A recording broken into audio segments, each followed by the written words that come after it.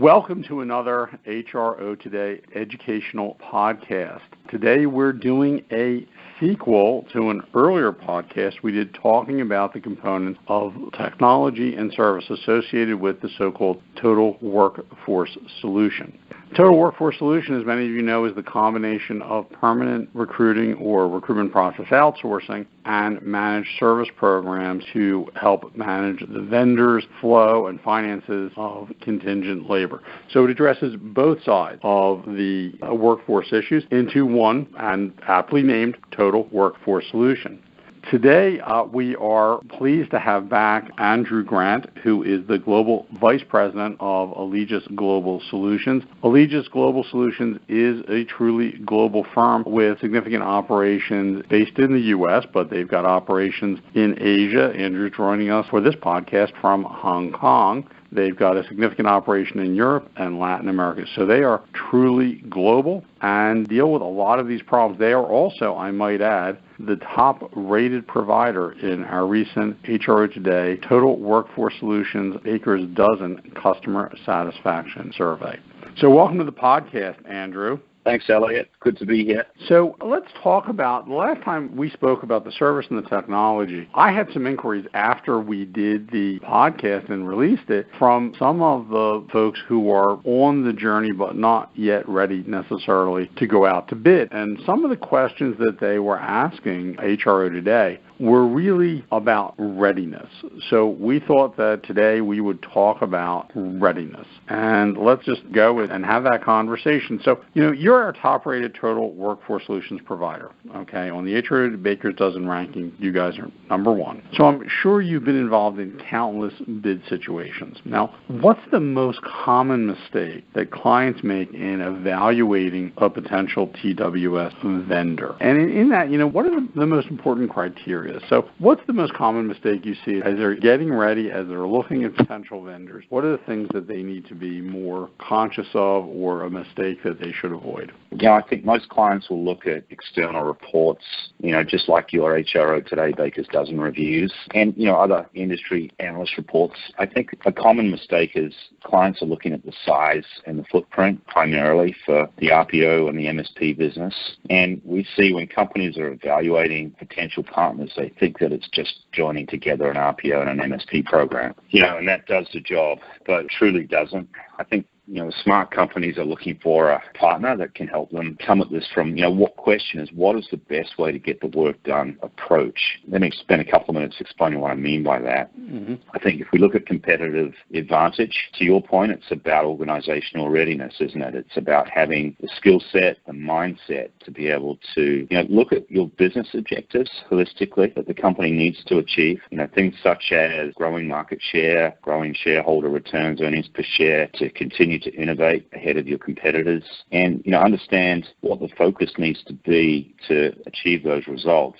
And then the trick is, we think, is to then deconstruct those projects, those pieces of work in a way that gives you the most efficient and effective results. So, for example, what can be automated? Where can we use AI or RPA? What can be outsourced? What can be delivered by a service provider? Equally, what skills do we already have in-house that we should be leveraging through our employee base or through a contractor that sits in our organization? And what can be crowdsourced, which is becoming more and more a growing trend that we're seeing. So I think in summary, for true total talent, you need a partner that can help you with that strategy and somehow work with you to be the enabler to give you universal access to all forms of talent, as we said on our earlier podcast, access to all forms of talent to get the work done in the best possible way. And that's definitely not sticking together an RPO and an MSP program. For that to work, you need workforce engineers, you need workforce architects. In Allegis, we've invested heavily in growing that skill set. We've seen amazing results, both at a tactical level, reducing time to hire and such things, but also at a strategic level where we're giving our clients data to make decisions on projects, when they should be done, where they should be done, what markets, what categories of worker, based on real supply and demand labor data in those markets, but real-time aggregated data and analytics from across our clients around the world as well to really inform the whole solution. So it sounds like often the customers are using, whether it's our ranking or one of the other, I would argue lesser, but one of the other analyst rankings, and looking at the solutions as sort of a cookie cutter. And it really sounds to me like, in your experience, the client should really be looking for someone who will do a very thoughtful design. Is that a fair way to say this? That you really need to look for, whether it's Allegis Group or another company, to come in and extract all the data information and be able to come back and say, here's what your solution should look like, rather than just saying, here's our RPO services, here's our MSP services. Do you want us to put both in a statement of work? Is that a fair sort of analysis? Absolutely. It requires service provider to be very agile. I mean, the paradigm is very different. The first thing for the client to really understand, Elliot, to your point, is how are they getting work done today? And it might sound like a simple question, but I'd suggest respectfully that not many people at the top of organizations can really answer that question at a granular, at a really detailed level. What processes do you have in place right now that to make decisions as to where this work gets done and by whom and how long it should take and how much it should cost and what's your total cost of delivery? Very few companies are looking at it this way, and we've had great success getting to this starting point by we have design and action methodology workshops, design thinking workshops that allow us to partner with our clients to pull this data and inform the whole process. So whether you used an external firm like us or whether you did it yourselves, it's really important for clients to establish what they're looking to achieve as they go on this journey. We'll be very, very clear about what your milestones are to get there. How do you define success? How will you know when you've achieved each milestone? And so on, and that's really critical. So, that's the key to the change management around all of this. How do you bring together all the relevant stakeholders in your business, HR, procurement, marketing, finance, legal, and the business owners, and getting ready so you've got the right data? Because at the moment, organizations have so many disparate systems that really, the expression drinking from a fire hose, it really is the case. So making sense of all of that, we call it big data, little value. I mean, there's a lot of data around, but a lot of disparate systems. But how do you connect all that up to create your business case? And look, it's not an easy task. We think it's well worth doing. The size of the prize is massive, and it's essential for, I think, driving competitive advantage today in the talent market that we're operating in. So be sure you select a partner that just isn't the biggest RPO and MSP service procurement company in the world, one that really understands and how they can advise on this, holistic approach is truly critical. So let me ask you this in follow-up. Let's say there's a prospective total workforce solution or TWS customer, and they want to be in a state of readiness, and you just described some things that providers can help you with.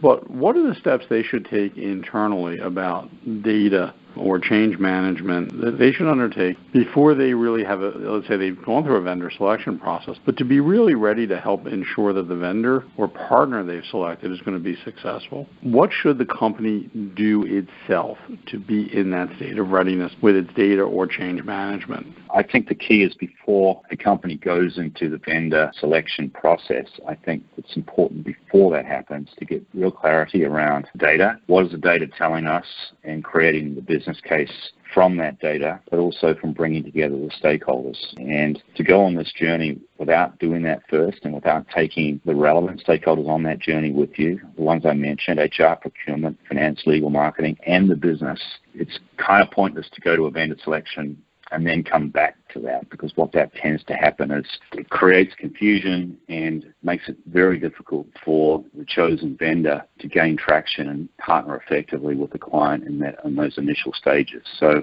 my advice, our advice would be, and before you get to vendor selection, make sure that you spend the necessary time understanding what's your definition of success, all the things I've mentioned around collecting the right data and consulting with your stakeholders. So you've got alignment internally about the business case, and everybody's signed off on that before you move forward into vendor selection. That would be a strong recommendation, Elliot. Great advice, and certainly I'm sure in my own experience prior to HRO Today, the better organized the client was, the more likely they were going to have a success, whether with AGS or Allegis Global Solutions or with anyone else. These are all great points. So to summarize, people need to understand your own data. If you're a client looking at a potential solution, as Andrew said, you got to understand your data.